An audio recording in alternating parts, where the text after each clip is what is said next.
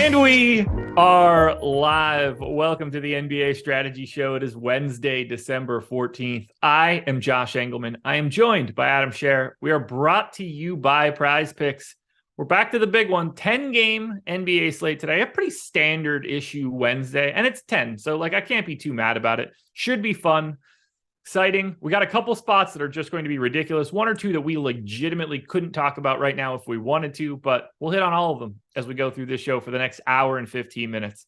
Be sure to hit that like button, subscribe to the channel, hit the notification bell so you know when everything goes live. Adam, how did your day end up yesterday? Oh, really bad, just across the board. DFS sucked. DraftKings in particular, like FanDuel, lost 40, 50%, which is normal-ish. DraftKings, I lost like 99%, had 100% DeAndre Ayton, so that was not necessary. And then had some sports bets too that, have some free bets on FanDuel, so, used a bunch of that on over 32.5 for Joel Embiid, who scored basically 31 and 3/4, 29 and 3/4. They brought him back in for the fourth. He immediately scored. They immediately took him right back out. So he came up just short. I messaged you that it was just very clear how the night was going to go when I had overs on Cameron Payne, like 11 points or whatever. He scores 9 in the first half, doesn't noticeably get hurt. And then they're just like, oh yeah, he's hurt. He's not coming back. I was like, all right, we're just doing this everywhere tonight. Yeah, it was one of those days where it was just a weird slate altogether. From the moment it started, blowout right out of the gate, one of which was not going the direction that you would have expected. Didn't really expect Bucks Warriors to be a blowout. That one got out of hand pretty quickly. Just a weird one, but nothing changes. We're on to the next one. That's the good thing about NBA DFS. You could throw that shit right in the garbage and immediately get right back to it. Yeah, it's the nice thing about DFS in general, since you can typically get right back to it. But like with NFL, you have to, wait, unless you want to play Showdown, you have to wait a week. Yeah. If you want to play the same sort of thing, right, you're going to be on ice at least for a little bit. It's a fun slate. At least some of these parts are a fun slate. We have a couple teams that we've got to talk about that are pretty difficult to really dig into, but I think it's going to be fun. So I am ready to get started if you are. Yeah. Here we go. First game up. Once again, very, very happy that I am blacked out for this one because this is the type of game that I would need to be blacked out to watch. Dude, it's 9:45. The Detroit Pistons are 3-point dogs in Charlotte, 225 total. For Detroit, we have just Isaiah Livers out. Everything else is a pretty standard rotation, and boy, oh boy, have they standardized this rotation. Hold on. Of all the things that went wrong last night, you're somehow getting blamed for Chris Paul not playing well, despite having 40 fantasy points. I mean, it's YouTube chat. What do you expect? Yeah, I don't know. It just caught me by surprise. There was 100 things that went wrong yesterday. All right, go ahead. It's I responded to Matt Moore yesterday on Twitter because somebody was in his mentions. He was talking about the Rockets, and they were talking about how Jalen Green doesn't shoot enough. And he was that face that you made was his emoji response to that tweet. And I was like, I just had similar dopes coming at me. So I don't know where we find these people. But anyway, this rotation, or whatever you want to call the Pistons rotation as of late, really just gross. Highest owned guy on the Pistons on either site is Bojan on FanDuel at 5.3%. For what should be a really good matchup, I don't know how the Pistons managed to make everything look bad. There's one wild card here that I think we could talk about, but all told, this looks awful. Yeah, doesn't look great. Need to refresh because ownership hadn't loaded in the Boom Bust tool. But Okay. Yeah, good matchup, but just a team that the rotations are not very appealing. No. Bogdanovich is really, really good. He's 6,600. If you get there, great. He's been great without Cade Cunningham. But also probably a little bit underpriced, but on a 10-game slate, you're typically just going to find there ends up being a lot of guys that are more underpriced than he is. Jalen Duren's been starting. He's 4,100. If you want to go there, that's fine. You're probably just going to get center minutes split between him and Bagley. But this team is overall pretty unappealing. Yeah, I think Duren is the wild card just because of the price. We already have center. We're going to have center value no matter what today. I just don't know necessarily who it's going to be as of yet, but Duren would be the one guy I could look at where it's just like, okay, because of that price tag, this can break the right way for him. Then again, I would rather just basically not play the Pistons. I don't know what else to say here. It's really, really ugly. I don't know how to make the whole team look so bad. Yeah, I mean, it's one of those teams where, like, at no ownership, there's some appeal just because Bogdanovich certainly can go nuts. Jalen Duren, if he plays 27 minutes, is going to look good. Last game, though, you got 24 from him. He did, I think, have a little bit of foul trouble. Yeah, at the beginning of the third quarter. So, maybe, like, on average, you probably get the minutes slightly in Duren's favor over Bagley. But, I think it's a team where you can get to some stuff, but it's just not going to stand out compared to, other games that we have later. And then the other thing, too, when you talk about a team like Detroit in the first game of the night is probably going to be some injury news later on, too, where you would rather not have marginal plays locked. We got to stop misleading the people with the fact that you should play Chris Paul, who scored 38.7 FanDuel points at 7,200 yesterday, which was the more ridiculous place. He was 67% owned on DraftKings. I agree. We should stop misleading the people and get them to play him less. Yeah. He played 38 minutes yesterday. If I knew that he was playing 38 minutes, I would have had him in 100% of my lineups. You did, didn't you? Yeah. On DraftKings, yeah. Yeah. Like, I certainly didn't project 38 minutes yesterday for Chris Paul and still thought he was exceptional. It's incredible how incompetent some of you are. And by some of you, I mean very specifically Aquarius Scorpio. I don't want it to get twisted here. I mean one specific person. Amazing. Truly amazing. Whew. I mean, that's not the only reason he's not going to be good at anything. Oh my God.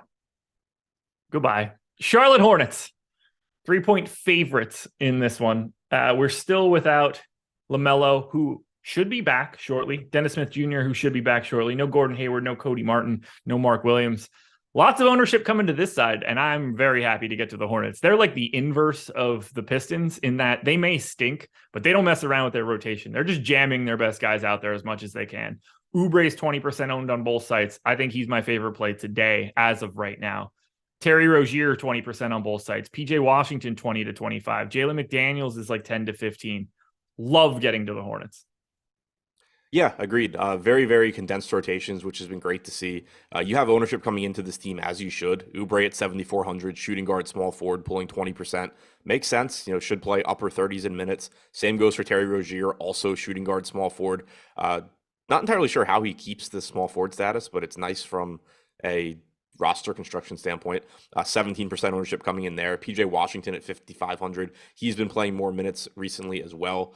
There's just a lot to get to from this team. Those guys being the main three that stand out, but Plumlee at 6,100, McDaniels at 5,100, both certainly playable here and there as well. Just a lot of minutes for the starters. Yeah, it's fantastic. And like Rozier and Oubre both getting this shooting guard, small forward eligibility. I mean, you kind of wish that Charlotte was playing at like 8 o'clock so you could really use it, because without question, you're only putting Oubre and Rozier in shooting guard or small forward the spots. So you're not bumping them down to guard forward at 7 o'clock, generally speaking. But the flexibility that these guys bring to just fantastic. And, an incredible matchup. The Pistons are absolutely terrible. Yeah. Cade done for the year too, which sucks. Yeah. I'll say, and last game you got, you still got heavy minutes. They lost a couple minutes to garbage time. But yeah, I mean, you were at Oubre at 37, lost 2 minutes. Washington played 35, lost 2 minutes. Rozier played 34, lost 2 minutes. Yeah, it's just a really appealing team. Really is. I'm just very, very happy to get to Charlotte, which means that I'm sure the Pistons are somehow going to win this game by 30. I kind of don't want everybody to come back, but because they're going to be pretty rough once they get when LaMelo and Dennis Smith Jr. come back, that's going to really change up this game quite a bit, but we'll see. I mean, obviously I want LaMelo back. That actually makes the Hornets watchable. Anything else that you want to touch on from Charlotte? No. And I don't have too much to say about Plumlee. There's going to be 900 centers today, so get ready for that. Yeah, exactly. He's a point per minute guy. He's likely to play around 30 minutes. That is a lot of centers, and a lot of them are going to look better. The Golden State Warriors are 1.5-point favorites in Indiana, 235 total. This one's going to be an absolute track meet. Warriors are on the back-to-back. Didn't go great for the Warriors yesterday. It is a back-to-back, so my assumption is that we're not going to have Klay Thompson for today. We already don't. I'm almost positive we already know that Wiggins is going to be out, but we still need an injury report either way. So I have no Wiggins in, no Klay in. Certainly wasn't a Kevon Looney day yesterday, but let's start here. He started out because good. What? He started out really well. Yeah, he was okay in like a per minute basis, but not necessarily. He only played 19. Yeah. Pool's going to start. Curry's going to start. Draymond Green's going to start. Kevon Looney is going to start. Who's starting for Klay Thompson today? I have no idea. That's zero idea. 3 choices, I think, but they could very easily make it more than that. Yeah. My first guess was Anthony Lamb. I gave him the extra 2 minutes over DiVincenzo and Kuminga. I think those 3 guys are the most likely guys to be playing any sort of sizable minutes to fill in for Klay. Let's just take a look at those 3 first. Lamb, DiVincenzo, Kuminga. Do you see anything there between those 3 guys? Because there's no ownership coming in. Kuminga's getting a little on FanDuel, but doesn't seem like anybody's getting there for the Warriors. No, I mean, I think it'll sort of just depend on who it is. Like, none of them are going to look great from a point per minute standpoint, assuming that Curry is in, because you're still playing with Curry, you're still playing with Poole.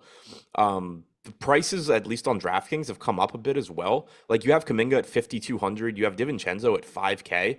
If you tell me DiVincenzo's starting like at 5K, sure, but he's priced to start basically. If you make Dante DiVincenzo like a long-term starter on Golden State, and you keep Steph Curry and Jordan Poole healthy, he's probably around like a 5K player. So I don't think there's a lot of value there. Kuminga at 5,200, he's a good point per minute guy, but that's probably where he should be priced. Even Moody's at 4,200, Lamb's at 4,400. So I don't really think it's going to be that interesting on the DraftKings side. On the FanDuel side, it's a lot more interesting. You have Kuminga at 4,400. You have DiVincenzo at 4,800, Lamb 3,800. Like, if any of those guys start, particularly Kuminga, maybe Lamb, they're more interesting there. I like Lamb at 26 minutes, but I might be boosting him up a little bit by the fact that we gave him no ownership whatsoever. Think he'll be a little bit higher than 0 with my assumption that he's starting. But even if he's not.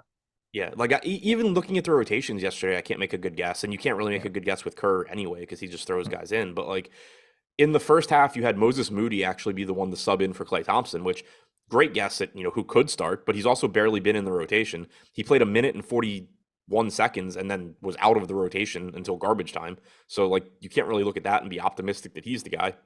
In the second half, the sub for Thompson was DiVincenzo. In the first half, Lamb, out of the backups, Lamb was the last guy off the bench. He didn't sub in until the start of the second quarter. In the second half, him and Kuminga were the first guys off the bench. So it's like, you can't even get a good gauge on that. And then, as we saw the last time they rested guys, I had said on a show that I was confident the starters were going to be like 2 out of 4 or 2 out of 5 guys. And it was still just like 2 different guys. Like, it ended up being Ty Jerome. Right, exactly. Yeah, it's craziness. I would say that whoever ends up being that 5th starter by default is like in play now.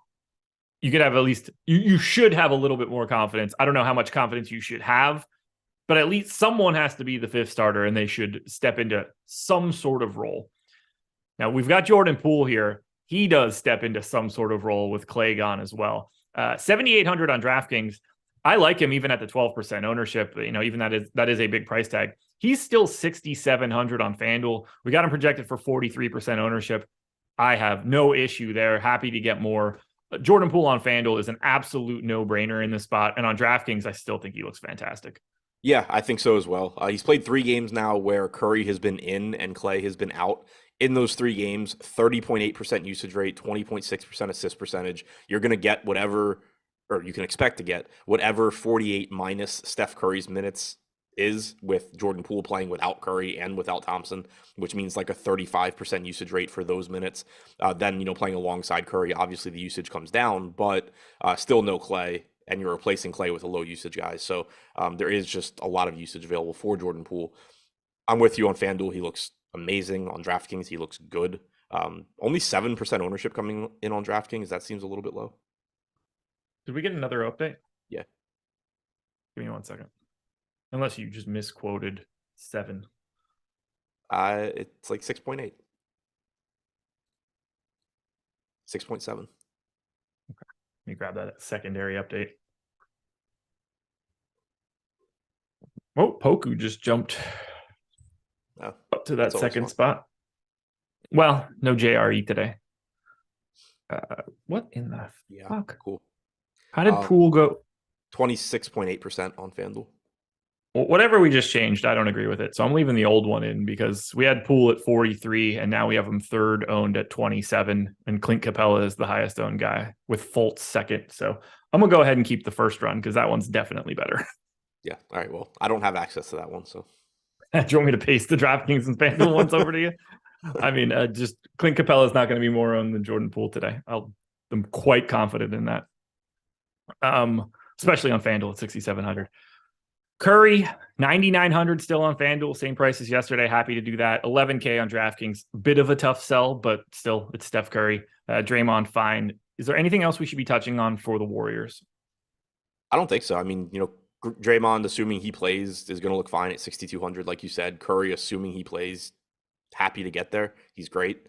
There's obviously on a 10-game slate going to be a lot of opportunity cost, but yeah, to me, those are the guys that look the best. Looney's priced up to 5,500 now on DraftKings, so not really a spot that I'm interested in. We go to the Indiana side. Chris Duarte, G League. So as if they don't have enough like 6'6" dudes on the wing, they're going to get another one to join in. That said, great spot here for Indiana, especially as they start to lose, as Golden State starts to drop more guys. This one should be ultra competitive. Halliburton's 11% owned on DraftKings and FanDuel. Mathurin is about 12% on FanDuel. I think you can kind of just get to any one of the main starters that have been playing around 30 minutes. But did you see the rotation on Monday? Jalen Smith, Miles Turner's direct backup.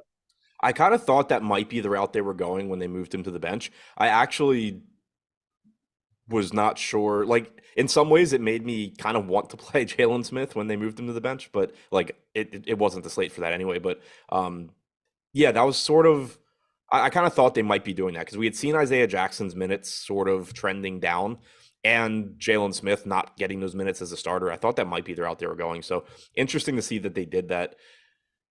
Turner still played 34.5 minutes. So to me, the big takeaway there, because my first thought is that's kind of scary for Turner potentially, because, I had talked about Turner's playing time trending up because Isaiah Jackson was clearly sort of playing himself out of the rotation. If you're going to make Jalen Smith his direct backup, does that mean that Miles Turner is capped at like 30 minutes because Jalen Smith's always going to play 18? But we've seen that he's not always going to play 18. Even as a starter, he wasn't always playing 18. And then in the first game where they did it, you got 34.5 minutes for Turner, only 13.5 for Jalen Smith. So I still feel pretty good going, at least 30 minutes on Turner, if not a couple more.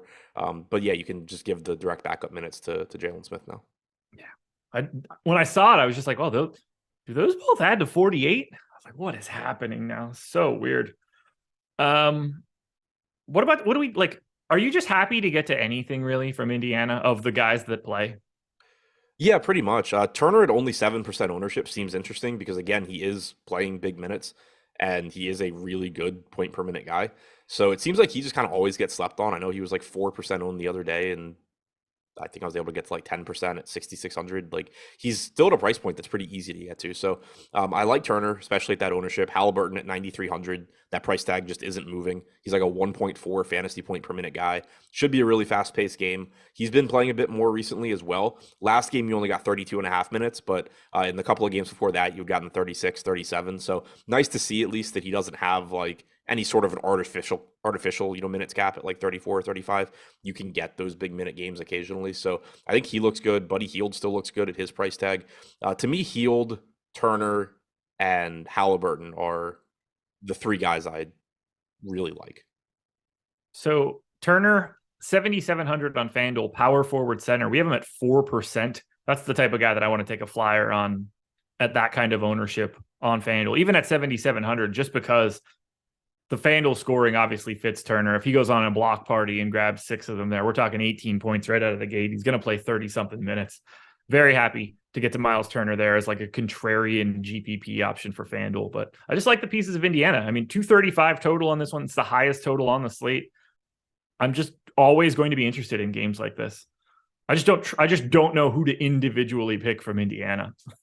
Yeah, I mean, to me, those are the 3 like main pieces. Nembhard's still playing big minutes. The issue is just that he's not as productive, nearly as productive with Halliburton out there. So to answer David Porter's question in chat, the fact that he did well against Golden State last time is completely irrelevant because Halliburton was out. It's still a good matchup. Like, you would still prefer Nembhard against Golden State compared to Nembhard against Dallas, but you shouldn't just look at him and be like, oh, like he's a problem for Golden State. Like he's like a 1+ fantasy point per minute guy without Halliburton. He's around 0.7 to 0.8 with Halliburton. You're going to be getting most, if not all of his minutes alongside Halliburton. So he's pulling 5%. No, where is he? He's pulling 3% ownership at 5,400. Like, to me, that's perfectly fine. Aaron Naismith played 30 minutes. He's 3,900. Kind of lineup filler that probably just goes away by the time we get around to lock. To me, Halliburton, Turner, Hield are the guys I really want. Not only was Halliburton out for that game, TJ McConnell was out for that game, and Miles Turner was out for that game. Yeah, so it was back when you were getting like 38 minutes from Nembhard running the entire offense. Yeah, they were missing 100 minutes of real NBA playing time. So anyway, anything else for Indiana? Nope. Schedule. I mean, Mathurin dart throws are fine too, I guess. So when you said nope, you meant yep.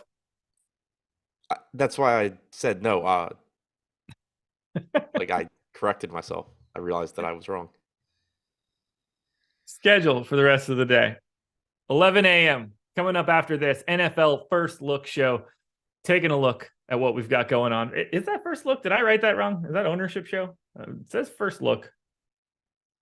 Oh, yeah. I forgot we got the Saturday, Sunday slate coming up this weekend. So First Look for Sunday. That's going to be Laffy and Neil. We're going to have the Deeper Dive NBA edition, 4:45. That'll be Greg and Adam. They'll take you an hour and 15 minutes. And then myself and Eric Lindquist will close it out tonight, live before lock from 6 to 7:30.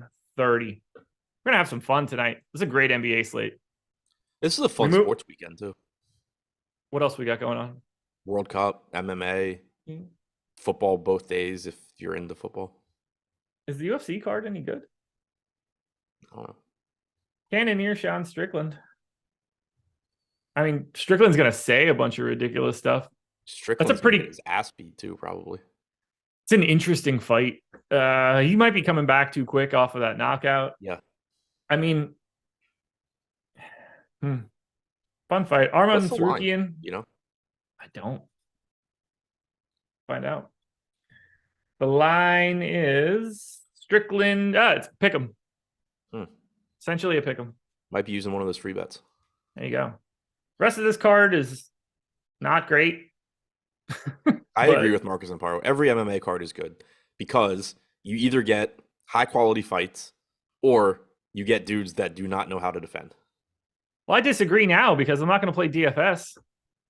I don't want to watch shitty ones that I can't bet on or play DFS I mean, for. But I still think they're like more exciting in that like you just get sick knockouts. Depends what time of the day they're happening. Yeah. If you have anything better to do. If it's like a day card, like then I'm cool to have it just on and I don't really care. But yeah, if it's another one where it's like it's starting at 6, I'm not playing DFS because DraftKings ruined MMA. Like then I can't care. Yeah, I'll say, and to be fair, like I've said that MMA is like my favorite sport to watch now, but also without playing MMA DFS anymore, like I'll turn on the TV and not really pay attention. I bought the pay-per-view at the bar the other night and then left the bar before it was even over. I didn't even buy it. Like that's how irritated I was. Whatever. Atlanta Hawks are 2.5-point favorites in Orlando, 224 total. Q tag on Trae Young right now. Obviously, that's going to be pretty important. DeJounte Murray is still out. John Collins still out. Capella and Bogdan Bogdanovic both off of the injury report. And apparently DraftKings didn't get the memo about how they ruined MMA DFS, and they certainly didn't get a memo about Bogdan Bogdanovic's playing time. Shooting guard, small forward eligible, 5K today, projected for all of the ownership that you could possibly want to give him, no matter which run of ownership we're looking at. He is clearly an exceptional play. I don't have a great feel on how many minutes I need to give him, but I also don't think it matters. Yeah, he clearly looks great. Unless you're like Jesse or something, they'll probably find a reason to not play him. But I'm sure Nick Long will be in chat in a little bit being like, I can't believe everybody recommended Bogdanovich. Yeah. So like last game he played 30 in regulation. Last game he played 30 to 31 in regulation. The game before that he played 34, 35. I had projected 30 last game after he had played 34, 35. Like I wasn't going to go there. That would just be insane. But I'm pretty comfortable going to 30. Like it's clear that this minutes restriction is basically bullshit and that he's going to play his role that he should play on this team, especially with DeJounte Murray out. He's going to be the secondary ball handler. He's going to be in closing lineups. He's just going to look really good. Yeah. And if Trae Young doesn't play, he's going to look even better. Absolutely. I don't even know if he could look better, but he would look better. Yeah, I gave him 30 minutes, assuming that he's not starting.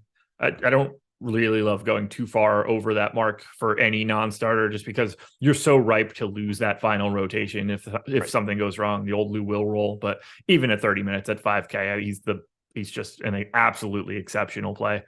6K on FanDuel. I like him, but we're talking about then needing a little bit more of a specific game for him, hoping that you can get those extra minutes. Still a little potential downside. Trae Young, 10-2 and 10K on DraftKings and FanDuel. Like, I'm very happy to get that against Orlando. Yeah, for sure. As long as he's good to go. I mean, still no DeJounte Murray, so the rates, and no John Collins, so the rates should be there for Young as long as he's able to go. I think he looks really good. I like Clint Capella still here. 6,700 on DraftKings, 8% owned. 6,200 on FanDuel. We've got 28% owned. I'm going to go ahead and assume that ends up being a little bit lower as we get closer to lock. I don't think Clint Capella is going to be the most owned play on FanDuel for today. That said, he's a really good play at 6,200.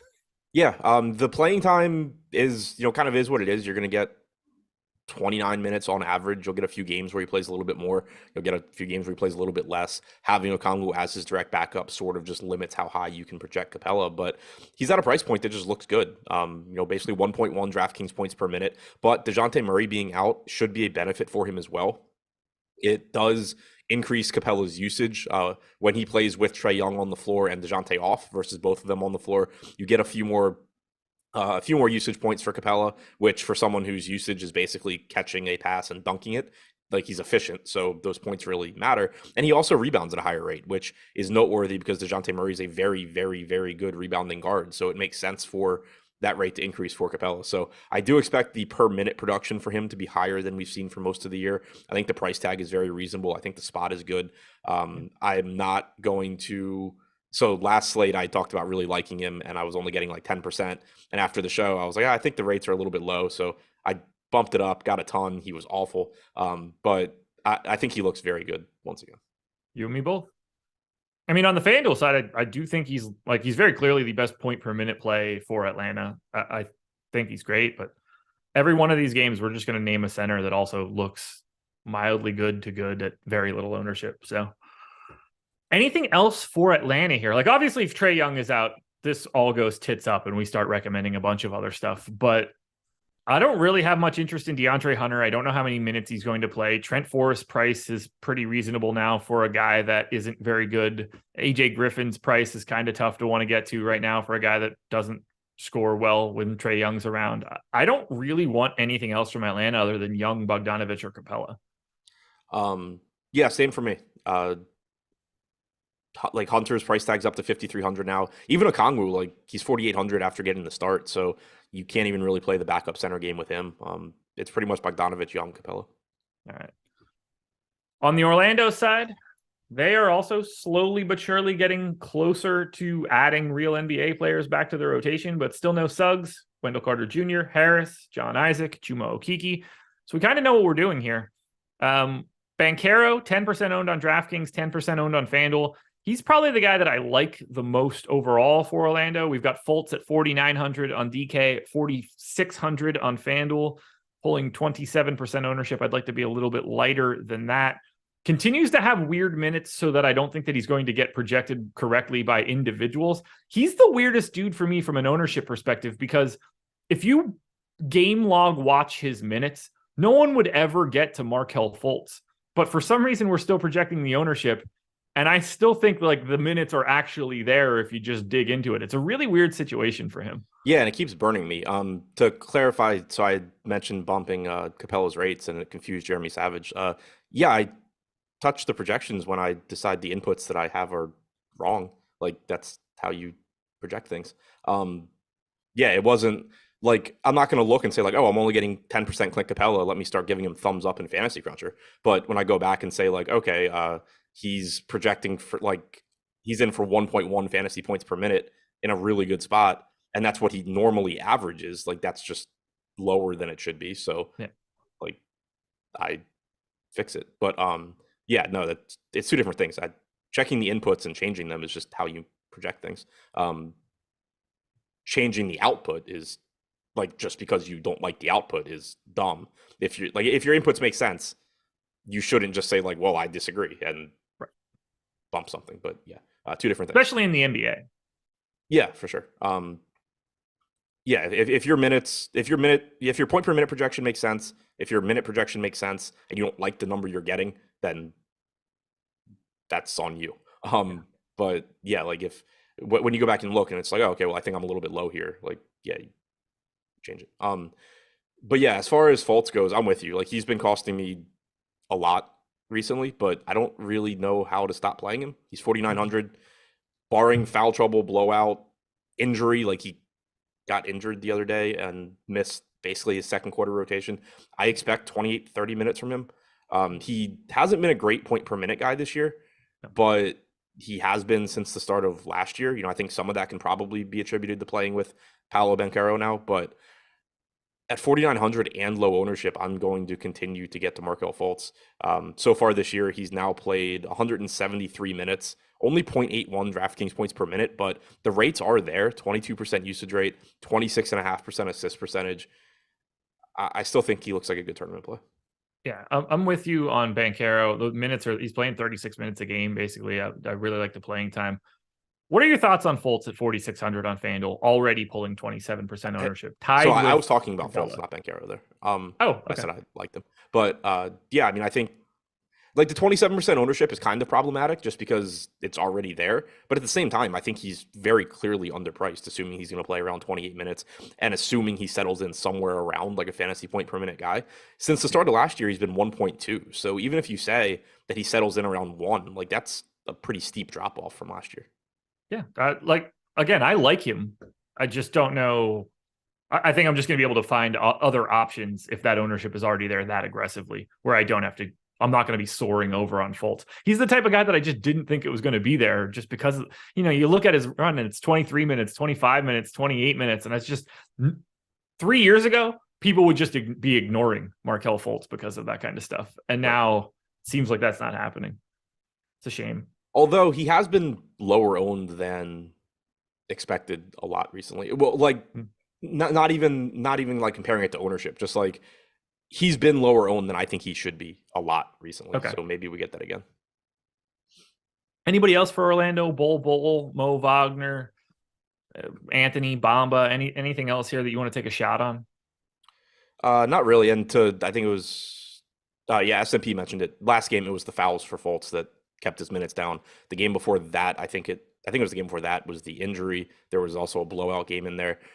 It's pretty clear that they are trying to play him 28 to 30 minutes. He's just not things aren't working out right now, but certainly have to go back to him. As far as the rest of the team, nothing really. You know, if you get to some Banchero, that's fine. If you get this $5,500 bowl, that's fine. But, you know, the playing time is very inconsistent for him. 22 minutes last game, wasn't in the closing lineup. They went with both Wagner's, Fultz, Banchero, and Cole Anthony. I think that's a closing lineup you can certainly see a lot. It does make Cole Anthony sort of interesting at 5,300 as well. Like, he's not going to get any ownership. And right now on DraftKings, you know, you're getting 9% to Fultz, 4% to Anthony. To me, they're kind of similar.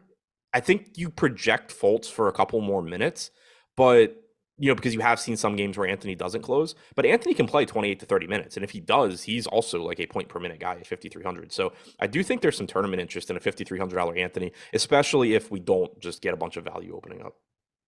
Anything else for Orlando? No. The New York Knicks are 4-point dogs in Chicago, 225 total. Big piece of news here is that Jalen Brunson is questionable. That creates a gigantic trickle down if he happens to be out. Toppin obviously still out. I do want to hit you with this, though, that is completely unrelated to DFS for today. Have you paid attention to Julius Randle's season at all? Like real life? Yeah. No. Smashing. Is he? Obviously, he was ass last year. He's been significantly better this year than he was his third-team All-NBA season 2 years ago. 60% true shooting right now. He's a plus 3.5 offensive EPM, shooting 65% at the rim. The rebounding rate is as good as it's ever been. Offensive rebounding rate's as good as it's ever been. All of his normal defensive stats are all stable, but he has been ultra efficient. And I think a lot of it obviously has to do with just getting someone real on the team in Brunson.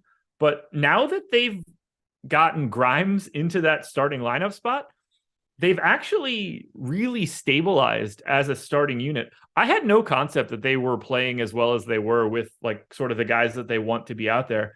Brunson, Grimes, Barrett, Randall, Robinson in 349 possessions, +9 right now, 60th percentile. I had no idea.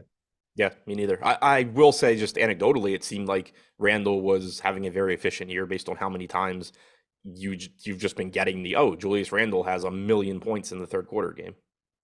Yeah, I did not think that he was efficiently scoring this year at all. I would have guessed very wrong. I would have guessed way more like last year than 2 years ago. And he's actually having a better season than that. So kudos to Julius Randle. It must help to play with guys that are actually good. That said, 10% owned Randle on DraftKings at 8,700, 17% owned Randle, power forward center, 8,200 on FanDuel. Do you like Julius Randle today? Yeah, his price tag adjusted, so he's not as underpriced as he had been. But, this is somebody that was getting 30, 40% ownership. So I think it makes sense for him to be in the teens here. Obi Toppin being out, I think, is still a reason to be optimistic about Randall's playing time.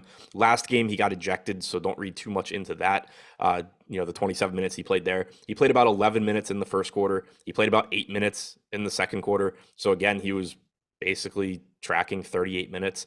I think projecting him 36 makes sense. He can certainly play more than that. So Toppin being out, I think, is beneficial for him. It's also beneficial for RJ Barrett. You and I talked about it on the show the other day, and I was projecting Barrett for a bit more. Just he's playing a ton now that Toppin is out. Even though they play different positions, you're just not really getting much added to the rotation. It's just RJ Barrett playing more minutes. He played 44 minutes last game. Part of that was because of Randall's ejection, but I don't think it was a lot of it. I think you're probably getting around 40 anyway. I'll probably project around 38 for Barrett. So both of those guys look pretty appealing to me. If Brunson is out, you probably get a little bit bigger playmaking role for Julius Randle as well. But kind of to your point, I don't even know that it would be a net positive. I think it would just, you probably lose something in terms of efficiency. You probably get something in terms of assists. I don't necessarily think it would make a huge difference. Do you know what? Do you know off the top of your head how he's done fantasy-wise with and without Brunson this year? I don't. Okay, so with Brunson on, I'll pull it up. Randall's played 698 minutes, 1.14 DraftKings points per minute, 56.3% true shooting, 14.5% assist percentage. Pretty standard. Yeah, with Brunson off, 163 minutes. Okay. 1.52 DraftKings points per minute, 68% true shooting. Okay. 31% usage, 23% assist percentage. So what I think we can take from those numbers is the usage rate went up and the assist percentage went up. I don't think that you can draw the conclusion that Julius Randle turns into Steph Curry just because Jalen Brunson is not on the floor. No, not so much. I wonder how many of those minutes were with Barrett. 77 minutes with Barrett on and Brunson off, 1.57 DraftKings points per minute. So again, like the points per minute is irrelevant here. He's just shooting. He's happened to have shot the lights out during the sample. It's not indicative of what to expect going forward, but you do see that bump in assist percentage. You do see the bump in usage without Brunson. Do you want to do anything else for the Knicks here? Grimes, Mitchell Robinson, quickly. Is there anything else here for you that you see as a priority, or is this sort of just like tournament shots? Yeah, I think it's basically tournament shots. We finally got a Mitchell Robinson foul game. It had been a little too long, but in games where he's not in foul trouble, you are still likely to get around 28, 30 minutes from him. So at 5,200, he's playable. It's just that there's a lot of good centers. I like Barrett. I like Randall. Brunson, if he's in at 6,800, looks fine. If he's out, I don't exactly know what the rotation ends up looking like. They've been winning games since they went to this rotation where they don't play Derrick Rose, they don't play Fournier, they don't play Reddish. I assume Rose gets back in the rotation as a backup. My guess is Quickly starts, but I don't know. I would expect Quickly to start. Yeah, I mean, like clearly he's the backup guard. It's just like so the reason I kind of hesitate is sometimes, a lot of times teams don't like taking that, playmaking sixth guy off the second unit. But with the Knicks, I think it's different because for one, Derrick Rose can facilitate. Yeah, he can be Quickly then. Right. And also a lot of times when teams don't bring that Quickly type guy into the starting lineup, it's because they don't want to insert, a guy that needs the ball in his hands a lot, and they'll put in, like some spot starter and move like the 2 guard to the 1. Derrick Rose is also somebody that's going to have the ball in his hands a lot. So like, I don't think there's and it's not, you don't have somebody else here. Like, I don't expect them to start Julius Randle as the de facto point guard. I don't expect them to make RJ Barrett the point guard. So like, you don't have that guy where, like with the Rockets, for example, where you just slide Jalen Green to the 1. Like, you don't have that guy. So I expect it would be Quickly. Same. Like Brunson, Quickly, Rose are all like relatively similar in what they're going to be. Like, I don't want to get into like the intricacies of those guys, but like they're all sort of guys that want the ball in their hands. And so like you can move those pieces around and it doesn't feel as weird. Right. As far as will Derrick Rose get enough minutes to be relevant? If he comes off the bench, I would assume no. I would assume you're just getting Quickly playing like 32 to 34 minutes and Rose backing him up. If Rose starts, it becomes at least interesting, where it's just like, all right, does he actually get 24 minutes? I still think you would probably get like 18 to 20 and Quickly would play the rest. It's incredible that this is even a talking point on this show. Like, does Derrick Rose, after not being in the entire rotation for 4 games, can he be a guy that we get to? Like, I mean, if he started, that's a reasonable question. That is, if he started. Yeah. I mean, that's like a 1% outcome. There's no way it's 1%. Either him or Quickly are starting if Brunson is out. You could tell me that it's Miles McBride and I'd believe it. Yeah, I guess it could be McBride. You could also tell me that it's Cam Reddish. That would not make sense to me for the reasons we just laid out. Like, that would be starting Randall at point guard, which they could, but like it's greater than 0%. But I think Rose is more likely. I think it's just likely that Brunson plays, and we're already at 50% right there. Like, what'd you say? I can't believe we're even talking about Derrick Rose. Yeah, I mean, it was a reasonable question. Like, but the answer I think is pretty... start. What'd you say? I'm going to start for the Knicks today. That's about as reasonable.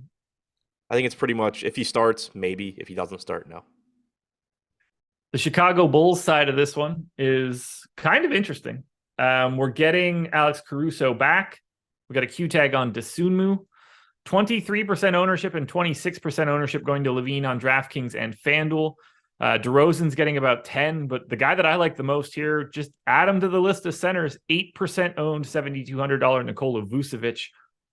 Stands out to me as an under-owned center option. There's going to be a bunch of them. I get the Levine ownership, just scares me, but he's been a fantasy point per minute guy over the past 30 days. You could always roster DeRozan if you want. What do you like from the Bulls? I'm with you on Vooch, another center that's just not pulling much ownership, coming off of a disappointing game, but you're typically going to get 33, 34 minutes from him. He looks good at 7,200. I like Levine at 7,400. DeRozan at 8,400 would be my third guy probably, but I think, he makes some sense as well. Patrick Williams, if you need the value, but probably by lock you won't. Drummond is still 3,300 if you want to go that route. It worked out really well for me the other day. I probably will just take my winnings and go home. But it is, the Knicks are sort of, I'm interested to see what they do with Drummond's minutes here, because I was really confident he was going to get all of the backup minutes last game against Atlanta. He had gotten all of the backup minutes the game before that. Now with the Knicks, you have bigs, but they do space the floor a bit, particularly Hartenstein. So I don't know that Drummond gets all the backup minutes. I think it's likely he does, but there's different ways that could go. When you take your winnings, do you take the winnings that you had with Trent Forrest in the lineup? No, I take the Sklansky ones. There you go. Anything for Caruso or Patrick Williams? Is there anything really here other than the big three, the mid three, I guess? Well, yeah, but that's what we should be calling these guys, the mid three. Yeah. No, I think that's pretty much it. Patrick Williams pulling some ownership now at 3,800. I think that is solely because we just haven't had better stuff open up yet. Okay. Anything else for the Bulls? No. Sacramento Kings, 5.5-point dogs in Toronto, 228 total. They are on a back-to-back. I don't really know what to do with any of this, so I'm just projecting them the exact same way that I projected them yesterday, which means they are pretty uninteresting on the DraftKings side and still very interesting for Sabonis on the FanDuel side. 8,800 power forward center, 22% owned. Is there anything here for the Kings for you? Not really. Interested to see the injury report. Obviously, back-to-back there, you had De'Aaron Fox questionable yesterday. So that's certainly something to pay attention to. But if we assume that the guys that were in yesterday are in today, De'Aaron Fox at 8,200 is fine, but the minutes have still been concerning. Even before the injury, he was playing 32, 33 minutes. Doesn't make me too excited to get to him. He did play 29 and a half yesterday, lose like 6 to garbage time. So the playing time looked a little bit better. I think in tournaments he looks okay, but still difficult to trust. Happy to get to Sabonis if I can at 9,600, but we've already talked about a lot of centers we like. I'm sure there's more to come. There's just not much that stands out here outside of just tournament dart throws. I agree. And again, I think you're on the same page here. Sabonis 8,800 FanDuel is an actual good play. Agreed. For the Toronto Raptors, we actually got something to talk about here. OG Anunoby out for the next couple games. He missed Sunday's game as well. No Precious Achiuwa, no Otto Porter. Q tag on Juancho Hernan-Gomez. But we saw Gary Trent re-enter the starting lineup. We saw Van Vliet, Siakam, Barnes, and Trent play massive minutes, looking like the old school Raptors. I think we're going to see that again. Van Vliet, Trent, Siakam, Barnes all playing 36 plus. We're getting the ownership to Trent at 5,700. We're getting some of it to Van Vliet at 7,500. I will happily take a lot more of that Scotty Barnes at 8.5% ownership. Not sure I understand that one at all. I'm willing to take Siakam at 10.5 as well. I want to get to those 4 guys from Toronto quite a bit, but I think Trent might already be a little bit higher than I want him to be. Yeah, I mean, 5,700 is certainly reasonable for him. I understand why the ownership's coming in there. Still no Anunoby, so you should get a lot of minutes from all 4 of those guys. Been a while since they played, but Trent 43 and a half minutes last game. Van Vliet 42.3, 41 from Barnes, 38 from Siakam. You're just going to get a lot of run there. It makes all 4 of those guys look good. The prices aren't too crazy. Siakam is up to 10.5. Still has power forward eligibility on DraftKings though, so that's nice at least, but certainly getting up there. But all 4 of these guys look good. Chris Boucher at 5,100. Sort of interesting in tournaments just because there are minutes there for him potentially. He played 28 last game. There's no guarantee he plays 28 again, but also there's going to be a 5th guy in the closing lineup, and it's probably not going to be Koloko. It's probably not going to be Birch. It's probably not going to be Banton. Like, you're more likely, I would say Boucher versus the field is the most likely guy to close. Like, Boucher is individually the most likely guy to close. Agreed. But they can legit do whatever they want, which is the complicating factor for most of this. But yeah, I'm with you. I gave him 24 minutes. I think he looks pretty good. Certainly an interesting GPP flyer. He's 11% owned on FanDuel, gets the power forward center eligibility. Always happy to get to Boucher, but if you touched on it, my apologies. I was pulling an Adam and not really listening. Are you surprised to see Barnes at 8.5% ownership? Well, I don't, because I refreshed. What is it? 12. Oh, okay. Even 12's a little light for me. I like Barnes a lot. I mean, point guard, small forward, all the minutes in the world. We just got I just like Toronto. What'd you say? I think we just got new ownership again. That one I might trust. Now he's at 9. See, like I said, Trent up to 26.5 on DraftKings. Pool back to 46 on FanDuel at the top, 20% higher than Capella. We got to where we needed to be. Yeah, I was gonna say this looks. Thanks, team. The Toronto change now. So instead of them being just flat across the board, we have Trent on DraftKings at 26.5. That is more in line with what I would expect. Siakam at 10, Barnes at like 9, Van Vliet at 17. Those make more sense to me. I think you probably see a little bit smaller gap between Barnes and Van Vliet, but also I do think Van Vliet should probably be the higher owned of the two. All right. I got that update in there now. I think that all looks pretty good. I'm getting to a ton of Scotty Barnes, and I'm very happy about it. But give me all the starters. Anything else for Toronto? No. All righty. Time to talk a little bit about PrizePicks, presenting sponsor. We're going to have to pick up the pace too. God, I just really like talking NBA, and we really get into it, and then we start talking about Derrick Rose for 5 minutes and everything goes to shit. Yeah. If you're looking to sign up at PrizePicks, and you should be because they are the presenting sponsor of this show, click the link in the description, make a deposit. They'll match it up to $100. So my recommendation is to put in 100. Now you're picking player props here, over unders. Put together 5, and you can net up to 10x your entry fee. But it's also, today is their first day of Picksmas, and I've got their deal right now. If you play $500, you'll get a free entry to win $1,000. If you play $250, you'll get a free entry to win $500. If you play $100, you get a free entry for $250. If you play 25, you get a free entry to win $100. They run different promotions all the way up until Christmas. So now is the perfect opportunity to get into PrizePicks. We're still going to give you a couple of our preferred plays from a points perspective. So Adam, I'm going to hit you with a couple points props on PrizePicks that people can use for the first day of Picksmas. Something I never thought I'd project or say. Terry Rozier, 22.5 real points. Over. Yeah, I got it at 23.8. I'm going to go ahead and take the over there. How about who's next? Bam Adebayo, over under 21.5. We're about to talk about this Miami Heat team. I have way over, by the way. I have slightly over. Okay. No Jimmy Butler today. So I've got Bam by 4 on this number. We're going to get to it. I also have the over on Tyler Hero. Surprise, surprise. Let's get one more in here before we keep going. Most of these are all 4 games that we have not talked about yet, but who would be the best one to talk about? Franz Wagner, over under 18.5. We have 18.3, so pretty much where I'm at. How many minutes? 32. Okay. I got him in for 34 minutes, and I have him at 21. Playing 33.5 a game. Last 3 games, 36, 32.5, 37, 36. Played 38 the game before that. I think 32 is a little light for a 3-point line. So I like Franz Wagner there.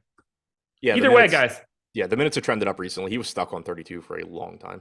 He was. Sign up at PrizePicks using the link in the description, and Merry Picksmas, everybody. God, I wish I didn't do that. Miami Heat, 3-point favorites in Oklahoma City, 227 total. As I mentioned before, Jimmy Butler is out for this one. Still no Gabe Vincent. 20% ownership going to Hero on both sites. 20 going to Bam on DraftKings at 8,300. 20 going to Lowry on DK right now. 26 going to Caleb Martin on FanDuel. 5K shooting guard, small forward. Strus is 13% owned. You guys can all have the 20% owned Victor Oladipo on FanDuel, which won't be a thing. I really like getting to Miami because it's a pace-up spot against the Oklahoma City Thunder. Yeah, without Butler. So Yes. Miami's going to look good again. Still pretty reasonable pricing. Hasn't really moved on Bam. He's 8,300, pulling 23% on DraftKings. So, like, this is a spot. It's kind of like the Rudy Gobert spot the other day. I think Bam's a really good play. I'm sure I'm going to play a good amount of Bam. But within an individual lineup, if you want to switch some Bam to some Turner, some Bam to some Capella, any of these lower owned guys, it makes sense because you're just seeing a lot of ownership come into Bam when he's probably the best or one of the best options, but there are other very similar or similar enough options. So I think that's one spot to pay attention to. Tyler Hero at 8,100, point guard, shooting guard, getting 20%. That's going to look really good. He should play 36 plus minutes here. He's over a fantasy point per minute guy. Lowry at 6,500 should play a ton. All three of those guys look good. Yeah, we're on the same page there. I just really like getting to the Heat. If Butler's gone, it's just very easy to see where the minutes are going to go and just funnel yourself straight to those guys. Any thoughts on the 4K Victor Oladipo at 21% owned right now? It's just gross. I mean, he's going to play around 20 minutes probably, but he could play more. Yeah. I mean, I guess what are you projecting him for? Because he played 19 last game. He played 23 and a half the game before that. Now you don't have Butler. You think he gets back 22. to like 20? What? I gave him 22. Okay, yeah, so that seems reasonable, but like it's still a washed up Oladipo. Yeah, at high ownership yeah. With some sort of minutes limit. If he beats me, he beats me, but that's a guy that I'm going to have absolutely zero of today, no matter what. The Oklahoma City side is actually kind of interesting because Jeremiah Robinson Earl and Kenrich Williams are still out, are out. Ousmane Dieng, Lindy Waters, Jalen Williams in the G League. I kind of start to like some of the big men here for OKC just because they sort of just have to play. You run out of minutes. Poku they will is play Shea at the 5. Poku's 20% owned on DK at 4,300. But the guy that I think is more interesting is flat 3K power forward center Darius Bazley. Let's lead off Oklahoma City with that. How do you feel about flat 3K Darius Bazley today? So the first thing I'm going to say is keep an eye on the injury report because at 4:30, when we get Ousmane Dieng and Jalen Williams and Lindy Waters back from the G League, that's going to change things. But assuming that the injury report stays how it is, I am with you. You are getting front court minutes opening up. Darius Bazley's been back in the rotation. He played 19 minutes last game. That was a game where Robinson Earl played 14 off the bench. Omayori played 13. So, I mean, that's a lot of front court minutes. Poku played 22 in that game.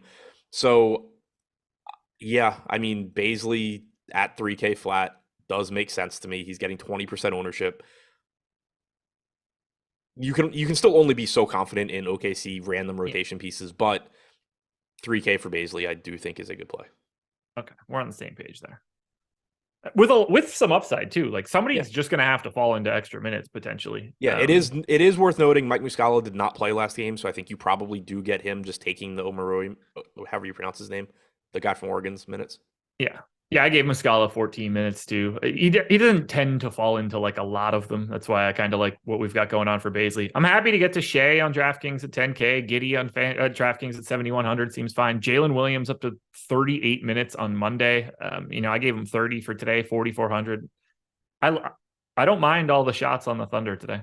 No, neither do I, and it really, really scares me because they'll still find a way to screw it up. But it does seem, at least right now, with the current injury report, like they have relatively limited options, and you do still have cheap pricing here. 4,300 on Poku. He's somebody that, I've talked about him on slates before, where it's like he's priced to basically play 22 minutes. If you get those slates where he plays 30 plus, you almost have to have him. But then also, if you get those slates where he plays 14, you clearly wouldn't want any. Now it is more likely that he skews towards those the upper range of his playing time since they are shorthanded. I'm with you on Williams. He's actually pretty consistently been playing big minutes recently. It makes sense. Like, he's one of the guys they should be looking to develop.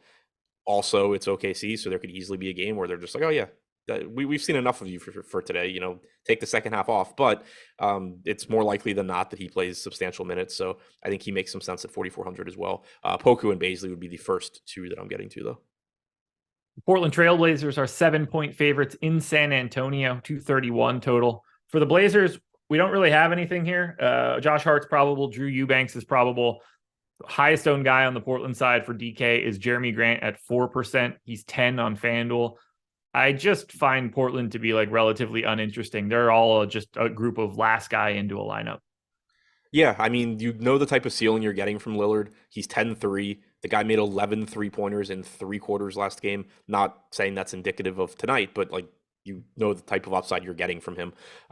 Not getting any ownership, it's going to be appealing whenever you get an unowned Damian Lillard, especially in a good spot too. So, I like using these guys. I like Lillard, I like Nurkic, I like Grant as sort of last piece, low owned, high upside this is a good spot to be contrarian, but I also wouldn't expect to be building around them because there are just other plays that, project better in a variety of ways. It's a good place for us to skip some time. We're going to have another game that we're going to quickly get through, but this isn't one of them. The San Antonio Spurs have no Jakob Poeltl. Romeo Langford's doubtful. Zach Collins is doubtful. Josh Richardson and Keita Bates-Diop are both questionable. They got rid of one Johnson. They put in another Johnson. Alize gone. Stanley in. Whether or not that matters, I have no idea. I have no idea who's starting any of this stuff. We got to wait on those Q tags potentially. Whoever starts at center for San Antonio, which I assume is Charles Bassey, to me is very clearly the best option you can get to. 4,100 for Bassey looks great. Could play a lot of minutes, could play slightly less than a lot. Looks really good kind of no matter what if he's in the starting lineup. Yeah, agreed. He's like a 1.16 DraftKings point per minute guy, give or take, this year. He was even better than that last year.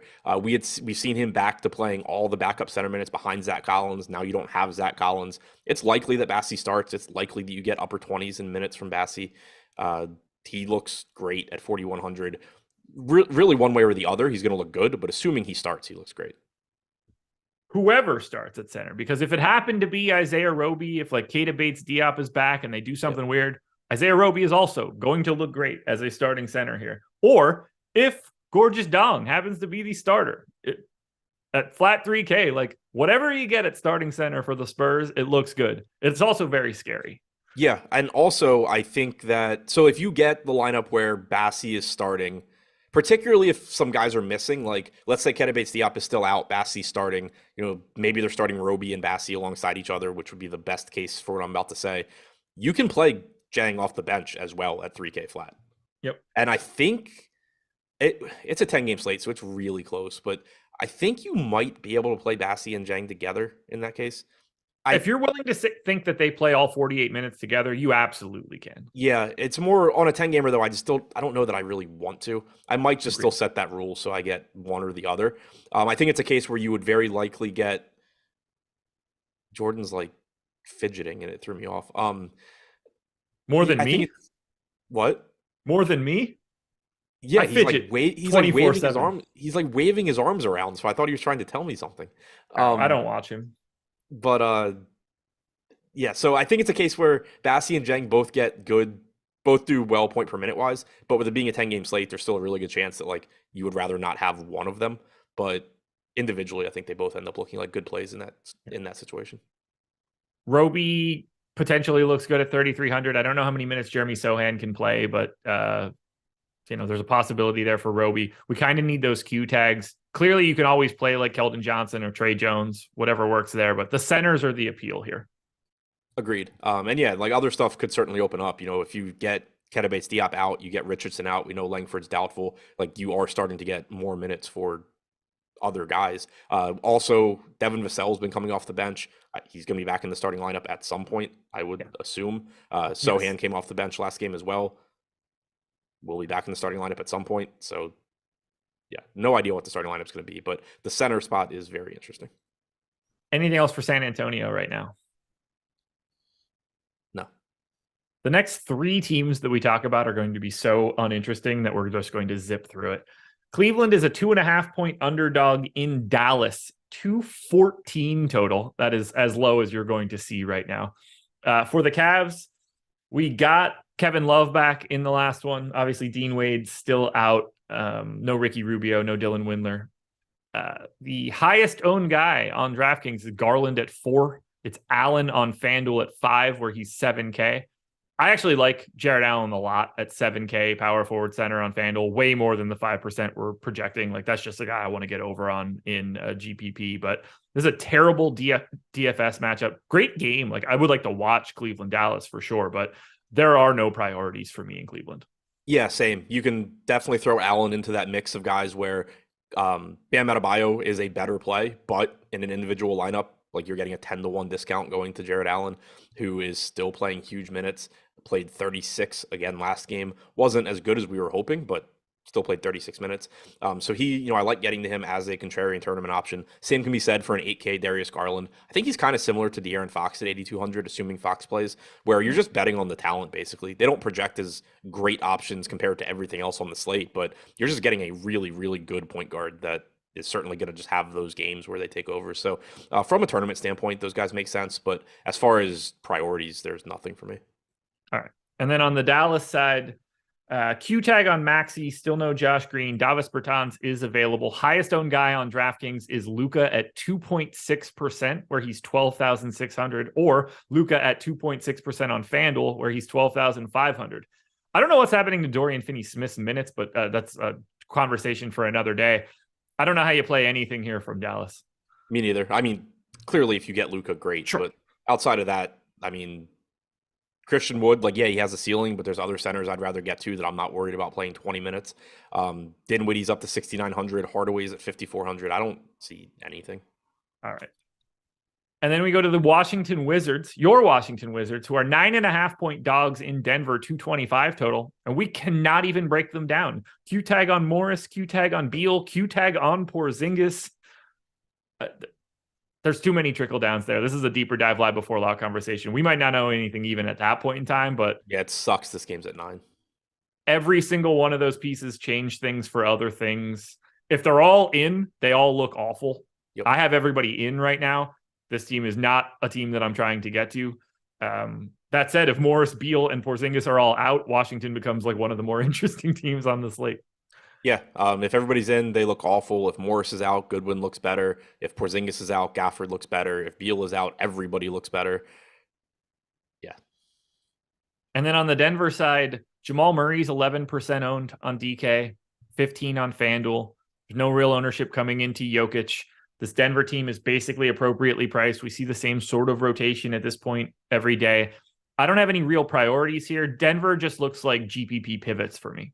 Yeah, I agree. I like Murray. He's getting ownership, like you said. I think that makes sense. He's the only guy in double-digit ownership. Bones Highland coming in at 5,300. That seems perfectly reasonable now that he's back into an actual role. He's still risky. You're still going to get, last game you got 21 minutes, but there's other games where if he's playing well, he can get 26 to 30. So there is at least some upside there. Jokic, certainly, if you get there. But again, the opportunity cost that position is just high when you have as strong a mid-range as you do. I have nothing else to add here. Oh, and Aaron Gordon is playing really, really, really well, but it's still tough because you're talking 30, 31 minutes on a 10-game slate. He's such a great fit for that team. It's insane.